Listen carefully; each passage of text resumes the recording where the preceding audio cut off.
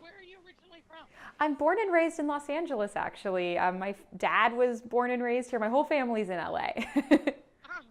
Yeah. So you still live there now. Yeah, exactly. I live here now. Now, how did you get interested into food? Well, I started my blog, The Kitchy Kitchen, about 10 years ago. So I've actually been in it for quite a while. And for me, I'm a home cook, and I was just so inspired by the beautiful ingredients I had available to me growing up in Southern California. And so I wanted to create recipes that kind of reflected that. Simple, delicious, easy to put together, but very beautiful to look at. And now that I'm a working mom, all of those things are still true, but I have to actually get it on the dinner table within like 30 minutes. So there's a little more urgency, I think, to my recipes lately. What are some of your favorite ingredients to use that people may not be as familiar with? Well, for me, I love seasonal ingredients. So right now, it's the middle of spring, so berries are coming in, and those are so delicious. And I love radishes, actually. While I was pregnant, I got a craving for radishes that has not. Now that James is born, I have not let go of that. So radishes is probably one of my favorite ingredients lately. Now, congratulations, you're a mommy of a new baby. Yeah, thank you. What's his name? His name is James, and he is 8 months old, and he is crawling. Oh my goodness. Ah, wow. Keep him on the move. Yes, definitely. Now, please tell me about the Kitchy Kitchen. Yeah, so I started my blog, The Kitchy Kitchen, about 10 years ago, with the goal being really about simple, delicious, beautiful food. And now it's been so fun. It's expanded into not just food, but lifestyle, motherhood as well. And that includes everything in my life. And my life's gotten pretty full because not only do I have James, but I also have the zoo, which is what my husband and I call it. We have our two adorable pets, Mochi the cat and Buster our dog.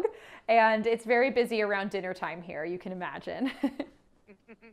Now, where do you get your inspiration?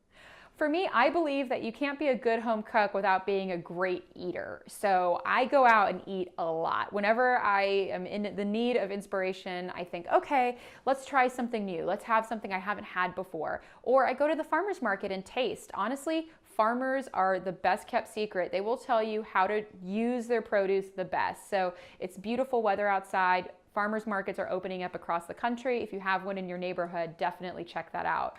But honestly, Okay. I look for inspiration everywhere. I even have been finding inspiration from Mochi's diet, believe it or not. Now, how do you recommend people get out of a rut when it comes to mealtime? Well, to me, the idea is let's not reinvent the wheel. The idea of having to all of a sudden come up with all these new recipes, that's stressful. That's a lot of pressure. And it really shouldn't be like that. Cooking should be fun. It should be easy. So for me, I really think that it's about taking classics that you love and then just adding something new just to make it fresh. So I actually was inspired by Mochi because both of us were eating breakfast, me with my like thousandth bowl of cereal, Mochi with her bowl of kibble, and I thought, oh my gosh, we have to make this new. So I found this new product for Mochi that I love called Purely Fancy Feast Fillets, and the idea of it's great. I've actually adopted that same idea to the recipes I create, which is that you take something new, in this case the fillets, and you can break it up and flake it on top of her classic meal, or she can eat it as a standalone snack. And so for me, I've been taking my classic favorite recipes, say like a macaroni and cheese or an open-faced sandwich, and just kind of switching around some of the ingredients. And all of a sudden, it tastes like a new meal. It's really delicious, and it doesn't take very much effort. And the best part is, you know it's going to be great. Now, tell us a little bit more about your pets. Yeah, so Mochi is my first fur baby. I am definitely a major cat mom. I love my cat. And so Mochi was our first. She's so sweet. She's about 3 years old. We then got Buster, our dog, who's kind of a scruffy mutt. And then recently James, not a pet, but also kind of an animal. And so I've been really kind of aware that I want Mochi not to feel left out. I want her to still feel loved. I know I'm really busy, and so I want to make sure she still feels like she's getting the attention she deserves. So that's why getting to add these little treats to her meals has been so great. Now, how did you get Mochi? Mochi actually belonged to the grandmother of one of my little brother's friends. And it was so funny. We got the call, oh, hey, there's this cat, she's available for adoption. So I told my husband, we'll just check it out. We'll just check it out. Not, of course, he didn't know that. Famous last word. Yeah, he didn't know that there was like kitty litter and a collar and a bed like in the trunk already. So when we pulled up, I was like, she's great, right? And he's, like, yeah, I guess. And so we immediately adopted her on the spot. And it's, we've been a close-knit family ever since. Now, how do you make sure she feels loved? Well, I give her plenty of scritches. While I brush my teeth, she always demands that I turn on the water faucet so she can have a little bit of a drink out of the sink. So I'll give her a few drops of water like that. But mostly it's been with the Purely Fancy Feast fillets recently. It's been such a nice way to kind of elevate her meal time. And it's also something that keeps her interested because honestly, during dinner time, she's trying to eat off of my plate. So I needed to come up with something that would keep her distracted so I could enjoy my dinner in peace and she would have a really elevated, lovely experience. Now, what makes Fancy Feast special? To me, what I love about it is the ingredients. I was so floored by this where I took the filet, looked at the back, because I always do that. I think all moms do this, where they take a piece item off of like the shelf and they look at the back immediately.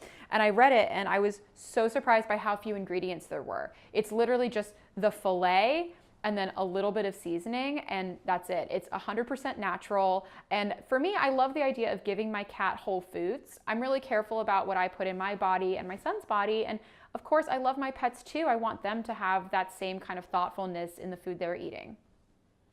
Now, what advice do you have for people who are about to bring a cat into their family?